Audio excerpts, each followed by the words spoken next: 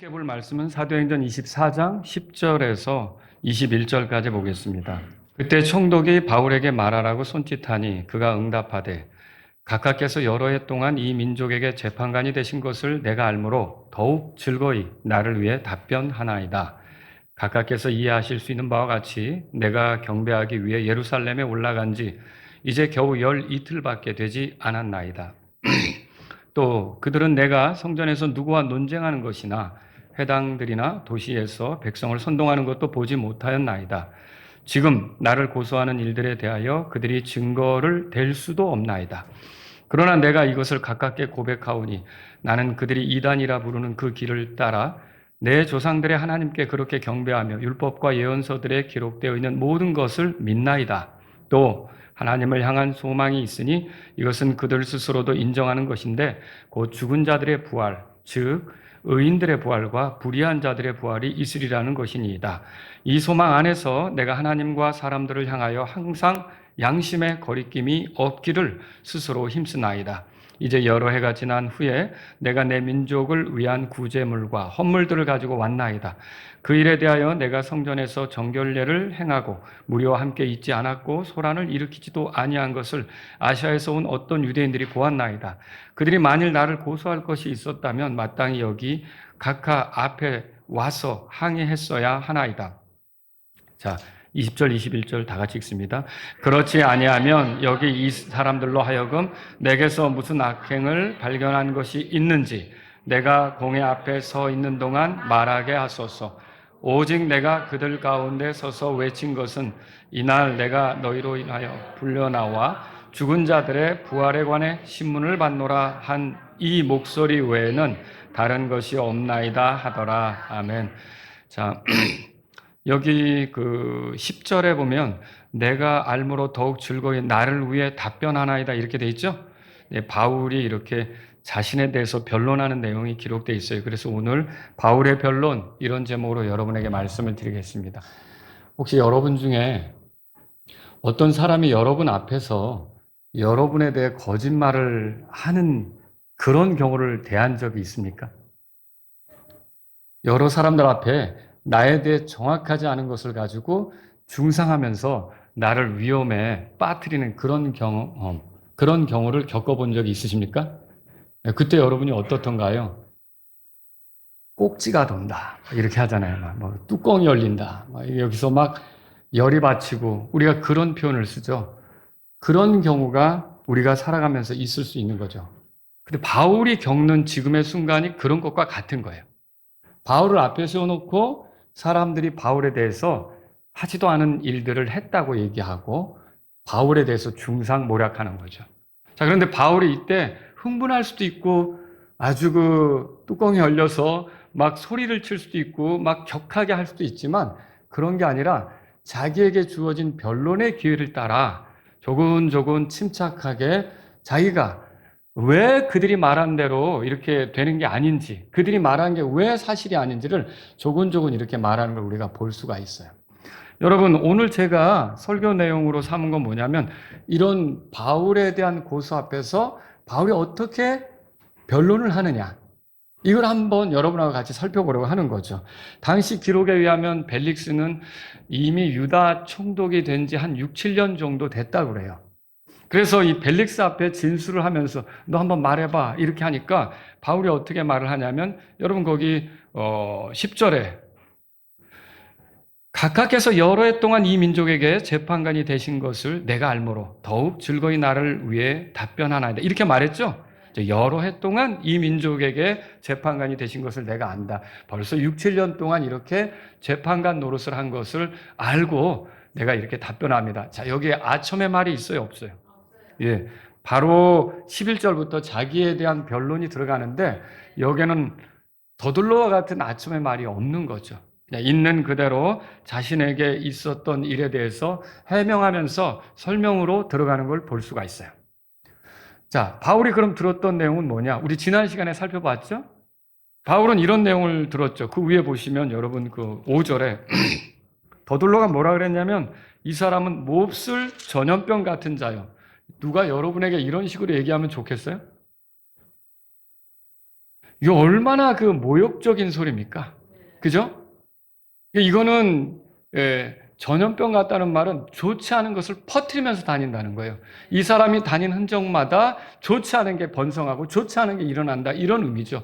그러니까 바울에 대해서 굉장히 모욕적인 말을 한 거죠. 이렇게 바울이 이렇게 좋지 않은 사람이다라는 프레임을 짜면서 무슨 얘기를 했느냐. 첫째, 이거예요. 세상에 있는 모든 유대인들 중에 선동자다. 5절에 그렇게 써 있죠. 선동을 일으키는 자다, 그렇게 설명을 했어요. 그 다음에 그 끝에 보면 나사렛 사람들의 분파의 주모자다. 또 6절에는 이렇게 돼 있어요. 성전을 더럽힌다. 그래서 재판을 받아야 된다. 이렇게 세 가지로 크게 선동을 일으키는 자요, 나사렛 이단의 나사렛 그 종파의 주모자다. 그리고 또 여기 성전을 더럽혔으니 마땅히 재판받고 처벌받아야 된다. 이런 소리를 듣게 된 거죠. 자, 그럼 바울이 이런 거에 대해서 뭐라고 변호합니까? 이 본문을 통해 우리가 몇 가지 정리해 볼 수 있는데, 첫째는 11절부터 13절까지 나오는 내용인데, 첫째 뭐냐면 내게는 선동할 시간이 없었다. 선동할 시간이 없었다, 그 얘기를 하는 거예요. 자, 11절에 보세요. 각각께서 이해하실 수 있는 바와 같이 이렇게 시작하는 건요, 최근 유대인들에게 있었던 큰 사건은 뭐냐면 오순절이라는 절기거든요. 그러면 유다의 총독 정도 지냈다면 오순절이라는 절기가 어느 정도나 유대인들에게 중요한지 알겠죠? 이 절기에는 사람들이 우르르 몰려들 거 아닙니까? 유대인들이 몰려와서 성전에서 경배드리고 헌물도 드리고 이런 시간을 가질 거 아닙니까? 그러면 이 총독이 충분히 그걸 알 거라는 거죠. 그런 일이 있었다는 것을 언급하려고 여기 말하는 거죠. 그러면서 그 오순절이라고 하는 그 엄청난 유대인의 절기 때문에 나도 경배하러 온 사람 중에 하나입니다. 11절에 그렇게 말하는 거예요. 그래서 내가 경배하기 위해 예루살렘에 올라갔습니다. 그 얘기를 하는 거죠. 자, 그런데 거기에 끝에 보니까 뭐라고 됐어요? 이제 거기 올라간 지 얼마나 됐다고요? 겨우 열이틀밖에 되지 않았나이다. 그럼 여러분, 이렇게 볼 때 바울이 지금 총독 벨릭스하고 얼마 동안 지냈죠? 지금 얼마 동안 지냈어요? 24장 1절에 보세요. 자, 총대장이 이 바울을 벨릭스에게 인계했죠? 그리고 닷새가 지난 거예요. 그럼 벨릭스하고 얼마나 지낸 거예요? 닷새는 지낸 거죠. 그리고 총대장에게 붙잡혀서 예루살렘에 구금된 적이 있었잖아요. 하루는 좋게 구금됐겠죠. 그러면 열 이틀이라고 했으니까 남은 날, 예루살렘에서 지나는 날을 계산하면 일주일이나 됩니까? 일주일도 안 되는 거죠. 바울이 왜 이걸 언급합니까? 이렇게 짧은 체류 기간을 언급하면서, 아니, 이 짧은 기간에 내가 예루살렘에 와서 뭔 선동을 하고 뭔 설득을 하고 돌아다니고 어떻게 일을 벌였단 말입니까? 이거 말도 안 되는 소리지. 이 짧은 기간에 내가 어떻게 선동이 가능합니까? 선동한다면 치밀하게 계획해야 되고 사람들도 포섭해야 되고 많은 그런 어떤 작전들을 세워서 어떤 그 말들을 퍼뜨려야 되는지 이런 계획을 해서 사람들 가운데 그 같이 일하는 사람들도 만들고 이래야 되는데 내가 그 짧은 기간에 무슨 선동을 했단 말입니까? 지금 바울이 그렇게 얘기하는 거죠. 그럼 바울이 예루살렘에 온 목적은 크게 두 가지예요. 첫째는 뭡니까? 오순절을 지키기 위한 거죠. 이 명절을 지키기 위해서 부지런히 달려온 거예요. 사도행전 20장에 가보세요. 20장. 거기 16절에 이는 바울이 아시아에서 시간을 보내려 하지 않았으므로 에베소 옆을 지나 항해하기로 결정하였기 때문이더라. 이는 그가 가능하면 뭐라고 돼 있어요? 오순절 날에 예루살렘에 있으려고 서둘렀기 때문이라.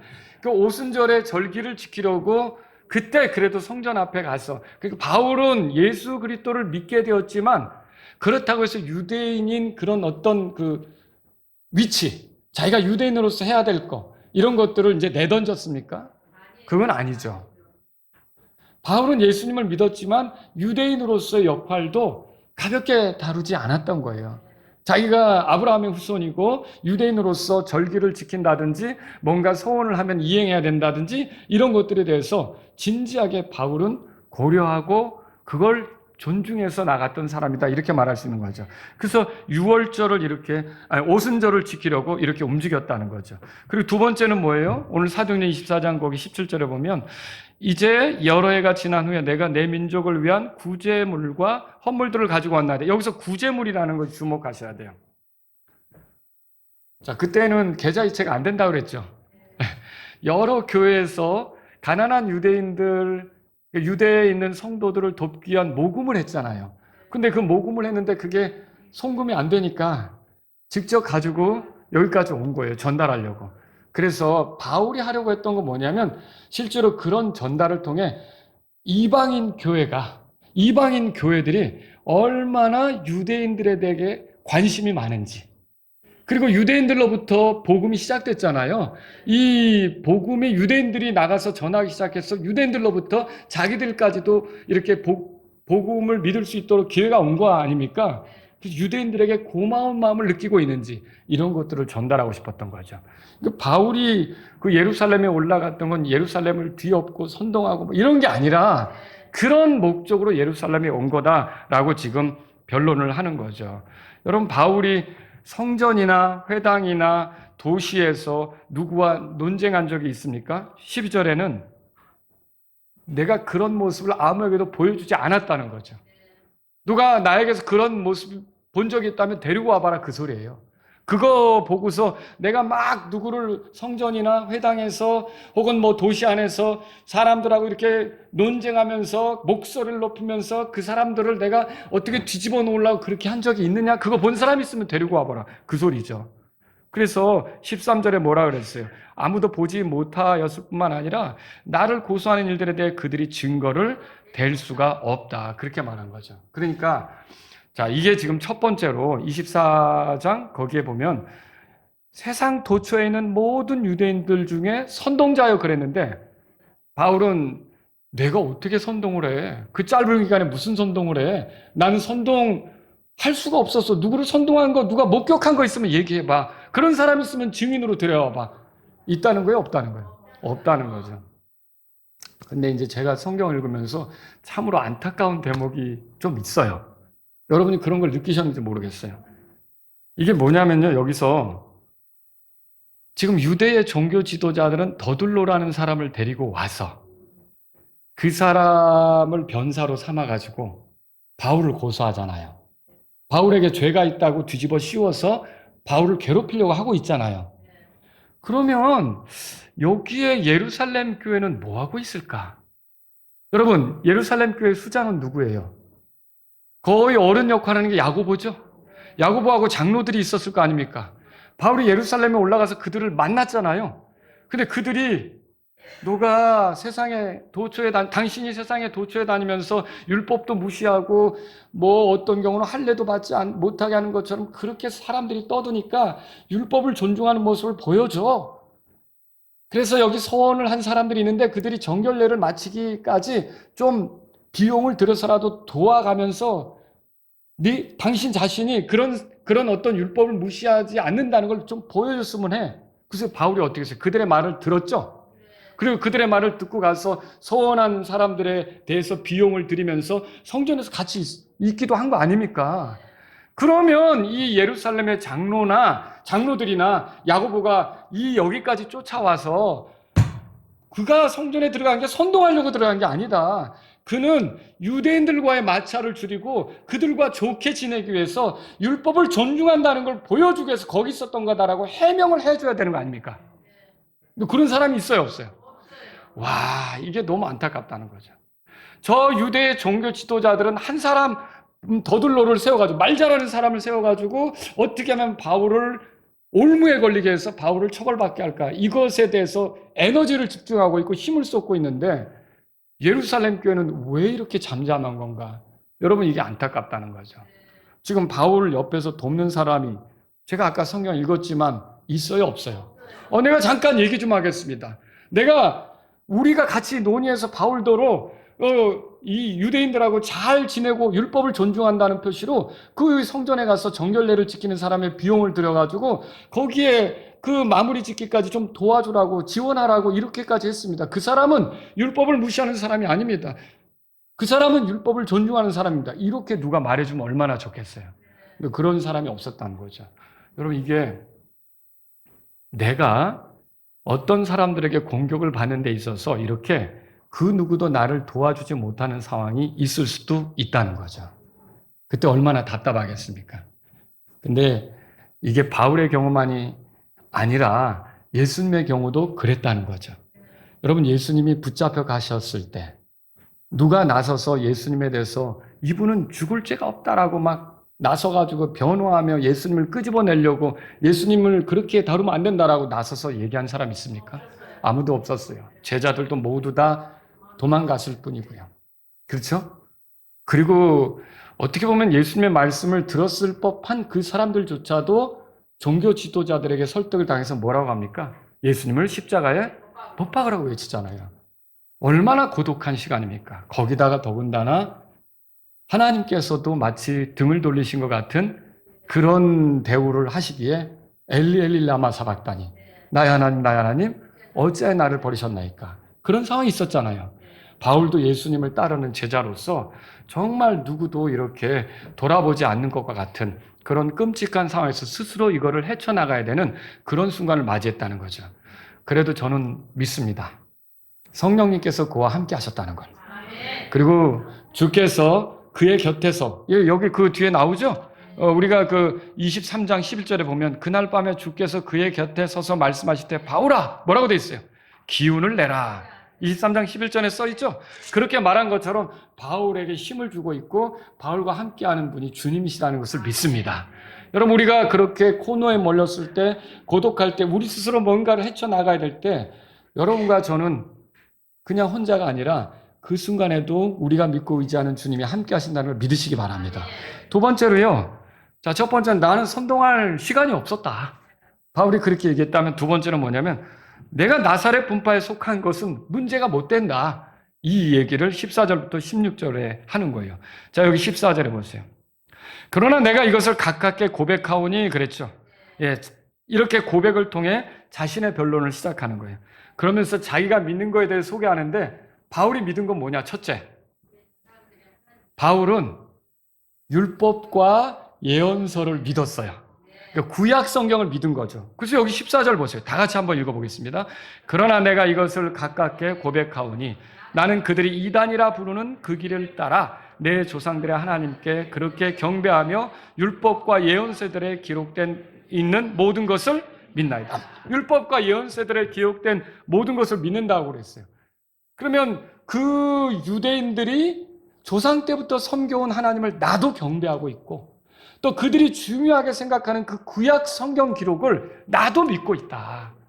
나도 그 성경 기록이 하나님 말씀이라고 믿고 있고 그 성경 기록의 성취에 관심이 있다. 바울은 지금 그렇게 말을 하고 있는 거죠. 그럼 여러분, 그 유대 종교 지도자들이 성경을 굉장히 중요하게 생각하잖아요. 근데 어떻던가요? 예수님의 사역 때 있었던 사건을 보면 그들이 성경 가지고 얘기하는 거는 같지만 실상은 사람의 전통을 성경의 가르침보다 더 중요하게 생각하는 경우가 있었잖아요. 손을 씻지 않고 먹는다고 비난하고. 여러분, 그런 거 있었잖아요. 그런 사람들에 비하면 바울은 더 확고하게 구약의 성경 기록이 존중이 되면서 믿음 생활을 해왔던 사람이라는 걸 여기서 얘기하는 거죠. 자, 이들이 바울을 향해서 이단이라고 부르는 걸 바울은 인정했어요. 그들이 나를 이단이라고 부른다. 근데 바울은 솔직히 누가 이단인가를 좀 봐야 할 필요가 있지 않느냐, 그런 거죠. 여러분, 근데 바울이 여기서 우리가 생각해 볼 수 있는 것은요, 이런 그 진술을 통해 나는 하나님의 말씀을 믿어온 사람이다 이렇게 말하는 거고, 두 번째는 뭘 믿고 있느냐? 또 나는 부활을 믿고 있다 그 얘기를 한 거예요. 부활을. 요 밑에 보세요. 15절에 또 하나님을 향한 소망이 있으니 이것은 그들 스스로도 인정하는 것인데, 그들 스스로도 인정한다는 게 뭐예요? 이 종교 지도자들 중에 바리새인들도 부활을 믿어요? 네. 믿죠? 나도 그들처럼 믿는 거야. 이렇게 얘기하는 거죠. 그리고 또 여기 뭐라고 그랬어요? 죽은 자들의 부활, 의인들의 부활과 불의한 자들의 부활이 있으리라는 것이니라. 여러분도 이렇게 믿으세요? 예, 부활이 있음을 믿으십니까? 예, 부활이 분명히 있죠. 예수님은 부활의 첫 열매죠. 예수님이 부활했다면 예수님을 믿는 사람들도 예수님처럼 부활하게 될 거예요. 여러분, 우리가 그 의인들만이 아니라 이 불의한 자들도 부활한다는 걸 알고 계십니까? 그래서 예수님도 그 요한복음 5장 29절에서 말씀하셨어요. 생명의 부활이 있고 정죄의 부활이 있다, 그렇게 말했어요. 그 두 종류의 부활이 있는 거죠. 그리고 요한은 요한계시록에서 뭐라고 말했냐면 첫째 부활이라고 얘기한 게 있어요. 여러분은 첫째 부활에 참여합니까? 우리 장모님이 제가 이렇게 기도소리를 들어보면 자주 말하는 게 있어요. 첫째 부활에 다 참여하게 해달라고, 우리 자녀들. 첫째 부활에. 첫째 부활이 뭐예요? 예수님이 공중으로 오실 때 성도들이 일어나는 거 아닙니까? 그리고 환난을 통과한 뒤에 또 순교한 사람들이 일어나는 거 아닙니까? 이런 것들이 다 첫째 부활에 속하는 거죠. 자, 이런 첫째 부활은 어떻게 보면 의로운 자들의 부활이라는 거죠. 근데 첫째 부활에 참여하지 못한 사람은 천연왕국 끝에 가서 흰 왕자 심판석이 열릴 때 거기에서 바다도 죽은 자들을 내어주고 지옥도 사망도 거기에 갇힌 자들을 내어준다 그랬죠. 그렇게 해서 일어나는 거 아닙니까? 이거는 부활이라고 하기는 좀 어려운 부분이 있어서 성경은 뭐라 그러냐면 둘째 사망이라고 얘기를 하죠. 그렇게 일어나서 그들이 벌레 같은 존재가 되어 심판받는 것들을 우리가 성경을 본다는 거죠. 또 다니엘은 뭐라고 말했습니까? 다니엘서 12장에 보면 땅의 티끌 속에 잠자는 자들 중에 많은 사람이 깨어나 부활을 얘기했어요. 얼마는 영존하는 생명에 이르고 얼마는 수치와 영존하는 치욕에 이를 것이다. 그러면 영존하는 생명에 이르는 부활이 있고 영존하는 치욕과 수치에 이르도록 깨어나는 게 있다는 거죠. 그러니까 여기 바울이 말하는 의인들의 부활과 불의한 자들의 부활은 성경이 말하는 것이고 분명히 있게 될 거죠. 그러니까 바울은 그걸 믿었다, 이렇게 말하는 거죠. 근데 여러분, 바울이 이렇게 믿기까지 놀라운 일이 있었죠. 바울은 예전에는 그리스도인들에게 우호적이지 않았어요. 바울이 원래 이 바울이라는 이름을 갖기 전에 이름이 뭐였죠? 사울이었죠. 그럼 사울로 어떻게 활동했는지 볼까요? 사도행전 9장으로 가보세요. 사도행전 9장. 아니, 지금 그를 고소하러 온 사람들하고 한편이어서 그들처럼 똑같이 예수님 믿는 사람, 예수님의 제자들에 대해서 못마땅하게 여기고 그 예수님의 제자들을 괴롭히려고 다니던 사람이 이 사람이었어요. 그렇지 않습니까? 자, 사도행전 9장 거기 찾으셨으면 1절 우리 다 같이 함께 읽어보겠습니다. 1절, 2절 읽습니다. 또 사울이 주의 제자들에게 여전히 협박과 살기를 내뿜으며 대제사장에게 가서 다마스쿠스에 있는 회당들에 보내는 공문서를 그에게 청하니 이것은 만일 그가 이 길에 속한 누구라도 발견하면 남자들과 여자들을 막론하고 그들을 결박하여 예루살렘으로 잡아오려 함이더라.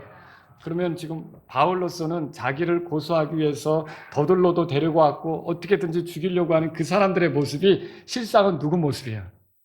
아, 옛날이요. 내 모습인 거죠. 그렇죠? 바울도 처음부터 예수님을 따르는 사람은 아니었던 거죠. 예수님이 부활했다고 이것들이 정신이 나갔군. 예수님이 부활하긴 십자가에서 이미 죽어서 끝났는데 이런 예수님이 그리스도라고? 어림없는 소리지. 이렇게 하면서 바울은 어떻게 했냐면 예수님을 믿는다는 그 사람들을 잡으러 다녔던 거예요. 그래서 잡아가지고 예루살렘에 데려와서 괴롭히려고 했던 거죠. 그래서 어느 날도 대제사장에게 공문을 받아가지고 다마스쿠스에 예수님 믿는 사람들이 있다고 하니까 거기 들어가서 회당에서 그 사람들과 연대해서 예수님 믿는 사람을 좀 잡아보자. 아주 끌고 오자. 이렇게 가지고 가는데 길가에서 그만 강력한 빛이 임했죠. 이 강력한 빛이 예수님이시죠. 예수님이 얼마나 영광 중에 계십니까? 그 빛에 눈이 멀어버렸어요. 그리고 앞을 보지 못하는데 소리가 들리는 거예요.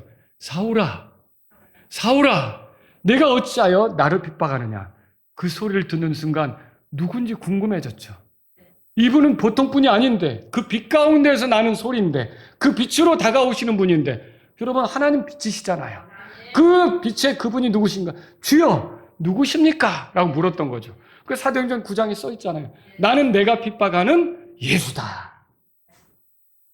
그 순간 바울이 순간적으로 모든 게 이게 돌아간 거예요. 180도로 바뀌는 거예요. 뭐냐면 자기는 예수가 죽었다고 생각을 했는데 지금 나타나서 자기 눈을 멀게 하고 강력한 빛으로 임하신 그분이 나는 네가 핍박하는 예수다. 그럼 예수님은 죽은 걸로 끝난 거예요? 살아있는 거예요? 살아있는 거죠. 그럼 예수님이 부활했다면 이 예수님이 의로운 분이네? 왜요? 사망이 지배할 수 없는 그분이시네? 그럼 예수님은 왜 죽은 거지? 그러면 자기 죄 때문에 죽은 게 아니네? 그럼 누구 죄 때문에 죽은 거예요? 결국 자기 죄 때문에, 사울 죄 때문에 죽은 거 아닙니까? 백성의 죄 때문에 죽은 거 아닙니까? 그럼 이분이 구약에 예언된 죄인들을 위해 희생될 하나님의 어린 양이란 말인가? 여러분, 순간적으로 사울이 거기서 바뀌게 된 거예요. 그러니까 성경을 아는 사람이니까, 바리새인이었으니까, 성경을 연구해 왔으니까 순간적으로 예수님을 대면할 때 모든 것들이 이렇게 구슬이 꿰매지듯이 그렇게 순간적으로 그걸 알게 된 거죠. 그래서 나온 첫 마디가 뭐예요? 주여, 내가 뭘 하죠? 너 다마스쿠스로 들어가면 내가 할 일을 알려줄 거다. 그래서 거기 들어갔더니 아나니아를 통해서 듣게 되죠? 이제 이스라엘 그 사람들하고 또 이방인들과 왕들에게 복음을 전하기 위해 예수님을 증언하도록 내가 택한 그릇이다라고 알려주잖아요. 여러분, 사울의 인생이 바뀐 거죠. 여러분, 이 순간 사울이 어떻게 했습니까? 사도행전 9장 찾으셨죠? 이렇게 된 다음에 아주 뒤집어졌어요. 완전히 반대가 됐어요. 이전과 완전히 달라진 거죠. 그래서 20절에 보세요. 9장 20절. 다 같이 읽습니다. 그리고 곧바로 그가 회당들에서 그리스도를 선포하되 그분이 하나님의 아들이심을 선포하더라. 자, 누구를 선포한 거예요? 그러니까 예수님이 그리스도라는 걸 선포한 거죠. 그분이 하나님의 아들인 걸 선포한 거죠. 예수님이 제자들에게 물었죠. 사람들이 나를 누구라고 하냐? 제자들이 대답했죠. 뭐 엘리야, 예레미야나 예언자들 중에 하나라고 하고요. 침례자 요한이라고 하는 사람도 있고요. 근데 그게 맞아요? 아니죠. 그래서 그럼 너희들은 나를 누구라고 생각하느냐? 그렇게 물으니까 베드로가 대답했죠. 주는 그리스도시요 살아계신 하나님의 아들이십니다. 자, 그리스도라고 예수님에 대해서 고백했죠. 하나님의 아들이라고 고백했죠. 지금 바울이 어떻게 하고 돌아다닙니까? 예수님께서 그리스도고 하나님의 아들이신 걸 말하며 다니는 거죠. 그러면 그 나사렛 사람 베드로와 똑같은 사람이 된 거예요. 그러니까 이 사람이 나사렛 사람 분파에 속하게 된 거죠. 그리고 실제로 나사렛 예수라고 일컬어지는 그분의 증언자가 된 거죠. 이건 놀라운 변화 아닙니까? 그래서 바울은 오늘 24장에 나는 그들이 이단이라고 부르는 그 길에 따라, 그 길이 뭐예요? 나사렛 예수님이 하나님과 죄인을 화해시키는 유일한 분이라고 믿는 그 길에 내가 서 있습니다. 지금 그렇게 얘기한 거죠. 그리고 그렇게 믿는 것에 대해서 전혀 꺼리낌이 없는 거예요. 그래서 바울은 이렇게 나는 성경도 믿고요. 그리고요, 부활도 믿는데요. 나는 그 부활을 통해서 이 나사렛 사람들이 믿었던 그 예수님이 바로 이렇게 하나님과 나를 하나 되게 한다는 그걸 믿었고요. 나에게는 하늘의 소망이 생겼고 하나님이 소망이 됐고요. 그래서 내가 그분을 생각하면서 내 삶을 하나님에게도 거리낌이 없이 사람들에게도 거리낌이 없이 양심에 불편하지 않도록 살려고 했는데 뭐 도대체 나에게 뭘 잘못했다고 얘기하는 겁니까? 지금 그거죠. 오늘 본문에 가보세요. 16절에.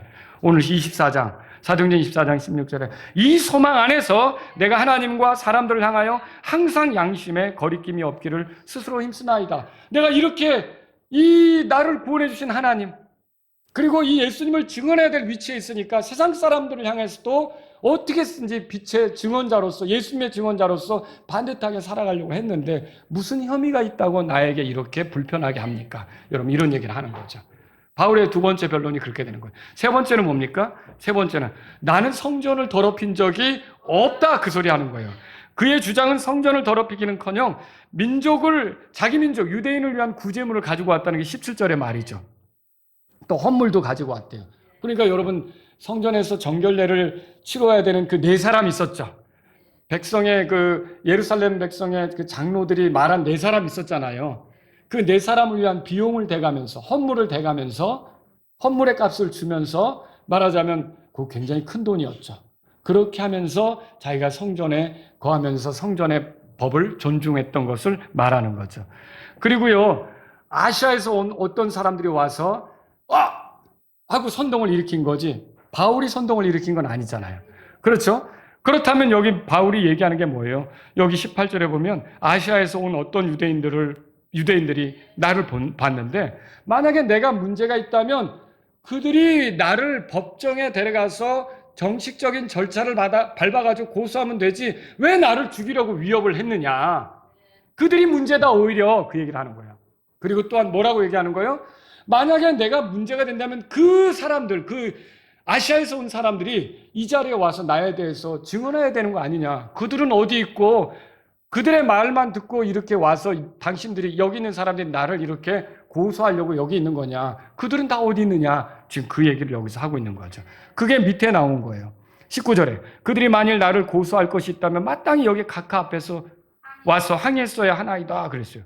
그리고 내가 이렇게 여기에 있는 이유가 뭡니까 도대체? 내가 성전을 더럽히고 그렇게 한 겁니까? 아닙니다. 내가 단지 말한 건 다른 거 아닙니다. 부활이 있다고 말했습니다. 21절 보세요. 21절. 다 같이 읽겠습니다. 오직 내가 그들 가운데 서서 외친 것은 이날 내가 너희로 인하여 불려나와 죽은 자들의 부활에 관해 신문을 받노라 한 이 목소리 외에는 다른 것이 없나이다 하더라. 그래서 여러분 그 앞에서 사도행전 거기 23장 거기 보면 바울이 부활에 대해서 얘기한 게 나오잖아요. 6절에. 그러나 바울은 한편은 사두개인이고 한편은 바리새인임을 깨닫고 죽은 자들의 부활의 소망에 대해 내가 분료와 신문을 받는다. 이렇게 말한 게 있잖아요. 바울이 왜 이 말을 했을까요, 여러분? 사실 사내드림 공회에서조차도 바울을 완전히 유죄로 이렇게 결정하지 못했어요. 그들 안에도 싸움이 있었죠. 왜 그랬어요? 바울이 내가 부활 때문에 여기 온 거 아니냐? 그러니까 그 사내들인 공회가 두 패로 갈라졌죠. 자, 사두개인들은 부활을 믿어요, 안 믿어요? 안 믿죠. 바리새인들은요. 부활을 믿죠. 그러니까 이 바리새인들이 가만히 보니까 이 사람 부활을 믿네. 이거 잘못 아닌 것 같은데, 이 사람 문제 없는 것 같은데 그 안에서도 그렇게 결정을 못했잖아요. 그런데 그런 상황 속에 있는 나를 지금 끌고 와서 뭘 잘못했다고, 내가 말한 건 부활에 관한 건데 실제로 내가 문제가 있다고 여기까지 이렇게 온 사람들 안에도 부활에 대해서 믿는 사람이 있는데 왜 날더러 이렇게 잘못했다고 하느냐. 바울이 지금 그렇게 변론하는 거죠. 여러분, 그러니까 이거는 말이 안 됩니다. 바울이 잘 얘기했죠. 여러분, 바울은 자신을 고소하는 자 앞에서 자신에 대한 모든 고소거리가 혐의 없음에 대해서 말을 하는 거예요. 그러니까 이런 거죠. 나는 선동을 일으킬 만큼 오랫동안 예루살렘에서 보내지 않았다. 나는 그들이 이단이라 부르는 길에 서 있지만 그들처럼 하나님을 경배하고 그들처럼 율법과 예언자들의 기록을 존중한다. 믿는다. 나는 부활에 대해 소망이 있다. 나는 예루살렘 성전에서 정결례를 행하고 있었지 성전을 더럽히지 않았다. 나에 대해 문제 제기를 했던 아시아에 온 유대인들은 나를 고소할 것 같으면 바로 각하 앞에서 해야 된다. 근데 그들은 어디 가고 이 사람들만 와서 내가 잘못했다고 하는데, 심지어 이 사람들 안에서도 부활을 믿고 있는데 내가 잘못해서 여기 끌려온 거는, 잘못했다고 여기서 끌려온 거는 부활에 대해 선포한 것밖에 없는데 그럼 나를 여기서 선포한다는 게, 여기서 고소한다고 하는 게 말이 되느냐. 이 사람들도 부활을 믿고 있는데, 여러분 바리새인들도 있을 거 아닙니까? 지금 바울이 그렇게 말한 거죠. 여러분, 여기서 우리가 생각해 볼 게 있는데, 그리스도인이 이렇게 문제가 없어도 사람들의 비난과 고소를 당할 때가 있는 거예요. 그때 여러분이 낙심하면 안 돼요. 꼭지 돌아보려네, 해볼 거야! 이렇게 해서도 안 되는 거고요. 그죠? 여러분, 우리는 아주 매우 침착하게 해야 되는 거죠. 여러분, 성경에 이렇게 써 있어요. 예수님이 하신 말씀이 나로 인하여 사람들이 너희를 욕하고 핍박하며 너희를 대적하여 거짓으로 온갖 종류의 악한 말을 할 때에 너희에게 복이 있느니라. 기뻐하고 크게 즐거워하라. 이는 하늘에서 너희 보상이 크기 때문이라. 이는 너희 전에 있었던 예언자들을 그들이 그렇게 핍박하였기 때문이라. 아니, 모든 사람이 우리를 좋게 얘기하면, 여기 사도행전을 누가가 썼잖아요. 누가복음 6장에서 그렇게 말했어요. 모든 사람이 너희를 칭찬하면 화가 있다. 거짓 예언자들이 그랬다. 어떻게 보면 타협하는 거고 뭔가 자기 정체를 숨기고 지내고 이렇게 하니까 세상 사람들이 아무렇지도 않은 것처럼 그렇게 우리에게 좋게 대우할 수 있는 거지, 사실 엄밀히 말해서 하나님 편에 서서, 하나님 편에 굳게 서서 이렇게 살아가는 사람은 세상으로부터 비난과 공격을 들을 수 있다는 거죠. 저와 여러분들은 그래서 문제가 없어도 주님을 위해 살다 보면 어려움을 겪을 텐데 그때 낙심할 필요가 없는 거예요. 낙담할 필요가 없는 거예요. 오히려 여러분, 그리스도인은 이게 좀 안타까운 게 뭐냐면, 어려움을 겪을 때 그리스도인이 도와주지 않는 것도 있지만 성경을 보고 성경을 인용한다는 사람들이 더 공격하는 경우도 있어요. 여러분이 거리에서 전도할 때 느끼는 거 있잖아요. 오히려 어떤 사람들은 이렇게 부드럽게 믿지 않는 것 같은데 부드럽게 전도지를 받는가 하면 예수님 믿는다는 교회 다닌 자칭이겠지만 그런 사람들이 전도지를 주면 믿어요! 아니, 곱게 믿는 게 아니에요. 믿어요! 어떻게 그런 표정이 나오지? 근데 왜 이렇게 기분 나쁘게 믿으세요? 라고 말하기도 그렇고. 예? 그런데 그렇게 말하면서 우리의 전도 활동을 오히려 불편하게 여기는 사람들이 있다는 거예요. 여러분, 근데 다행히 또 어떤 사람들은 와서 고생한다고 막 음료수도 사다 주고 이런 경우도 있죠. 근데 간혹 가다 보면 자기도 믿는다고 하는 사람 교회 또 이런 거 있죠. 막 이렇게 예수님 믿으세요. 내가 장로야. 아니 근데 장로인데 곱게 장로가 되시면 내가 장로 이렇게 장로가 되는지 모르겠어요. 그런 사람들도 있다는 거죠. 그러면서 나에게 시건방 떨지 말고 나에게 그런 거 들이밀지 마 이런 식으로 하는 사람도 있다는 거죠. 그러니까 우리 주변에는 성경을 사용하는 사람들이 우리를 더 괴롭게 하는 경우도 있다는 거예요. 그래도 여러분이 불쌍히 여기시고 저 사람이 저렇게 응대를 했지만 정말 구원받지 못했다면 구원받을 기회를 달라고 돌아서면서 기도하시고 또 여러분이 할 수 있는 대로 친절하게 전도지라도 한 장 더 드릴 수 있으면 드리고 안 받는다면 그냥 깨끗이 돌아서시고 이렇게 하는 게 필요하다는 거죠. 그리스도인이 어려울 때 고독하게 지낼 수가 있습니다. 내 편이 보이지 않을 때가 있는 거죠. 바울이 지금 그런 거예요. 자, 예루살렘의 야고보나 장로들도 도우러 오지 않았어요. 혼자서 지금 이렇게 얘기하고 있는 거죠. 근데 여러분 예수님이 이렇게 말씀하신 거 읽어보셨을 거예요. 그리고 사람들이 너희를 회당과 행정관들과 권세자들에게 끌고 갈 때 너희는 어떻게 혹은 무엇으로 대답할까 혹은 무엇을 말할까 염려하지 말라. 이는 성령님께서 바로 그 시각에 너희가 해야 할 말을 너희에게 가르치실 것이기 때문이라. 누가복음 12장 11절 12절에 써있죠. 그래서 여러분과 제가 구원받았다면 사람들이 나를 돕지 못한다고 해도 내 안에 하나님께서 보내신 위로자는 나와 함께 하시는 거예요. 그 위로자가 누구예요? 성령님이시죠. 그분은 내 안에 들어왔다가 마실 다니다가 이럽니까? 나 좀 어디 좀 갔다 올게. 나 좀 휴가 좀 줘. 나 좀 출장 좀 갔다 올게. 성령님 그러십니까? 구속의 날까지 나를 떠나지 않는 거예요. 사람들이 나를 떠나는 날이 있어도 성령님은 늘 함께하는 걸 믿으시기 바랍니다. 그렇다면 여러분들은 어떤 힘든 순간에도 그 성령님을 의지해서 하나님, 저에게는 지금 주님이 필요합니다.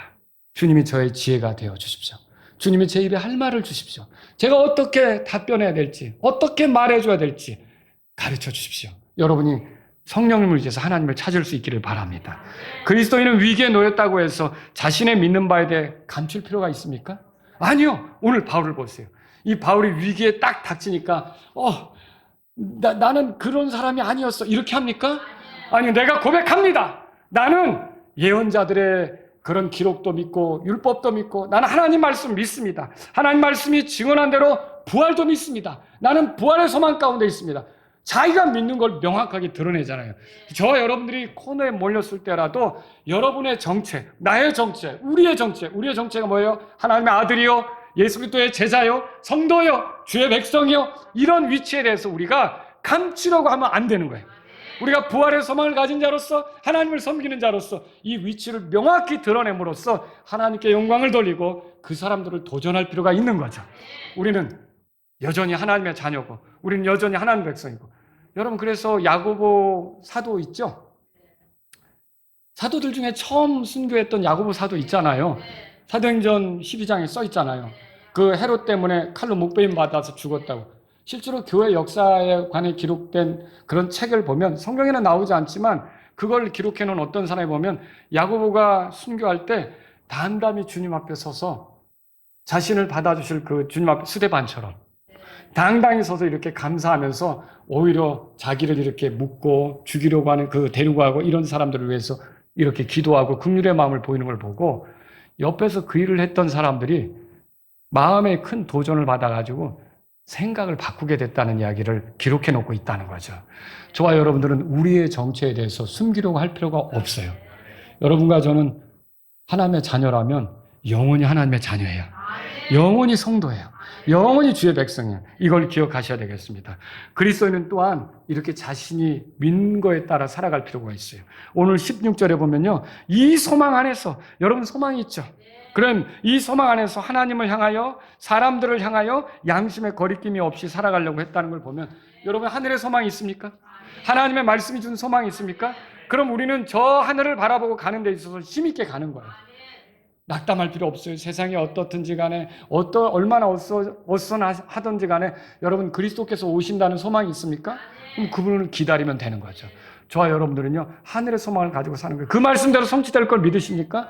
악한 죄인들이 결국은 하나님의 심판을 당하고 지옥으로 떨어질 걸 여러분 믿으십니까? 불의한 자들의 부활이 있다는 걸 믿으십니까? 그들이 혹독한 그런 불호수에 던져져서 영원히 고통받는다는 걸 믿으십니까? 그럼 우리가 믿는 대로 산다는 게 뭐예요? 그 하나님 말씀을 안다면 그 사람들에게 복음을 전하는 거죠. 그러니까 소망이 있다면, 말씀으로 얻은, 하나님 안에서 얻은 소망이 있다면 그 소망을 자신의 삶으로 이렇게 이루어가면서, 실천하면서, 살아가면서, 그래서 자기가 믿고 아는 것이 열매로 이렇게 드러나는 그런 삶이 되야겠다는 걸 기억하시 바랍니다. 우리 다 같이 일어서시겠습니다. 오늘 이 말씀을 들으신 여러분 가운데 하나님 아버지, 사람들이 나를 등 돌리고 떠나는 그 순간에도 성령님은 나와 함께 하심을 믿습니다. 내가 어느 때든지 이렇게 함께 하시는 주님을 생각해서 상황이 아무리 어려워도 낙심하거나 절망하거나 이제 불평하거나 원망하기보다는 주 하나님에 대한 신뢰로 세상을 향해, 나를 대적하는 것들을 향해 당당히 맞서기를 원합니다.